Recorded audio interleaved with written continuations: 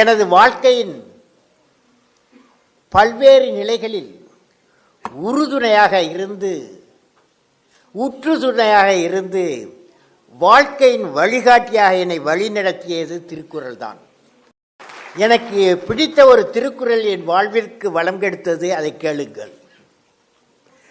அறிவு அற்றங்காக்கும் கருவி, செருவாருக்கும் உள்ளளிக்கல் ஆகா அரண். அதாவது அறிவு என்பது அழிவு வராமல் காக்கும் கருவியாகும். மேலும் பகைவராலும் அழிக்க முடியாத உள்ளரணும் கோட்டையாகும், போர்ட்டாகும். எத்தகைய சூழ்நிலையிலும் அரண் போல், அதாவது கோட்டை போல் நின்று நம்மை காக்கும் என்பதாகும் அறிவு.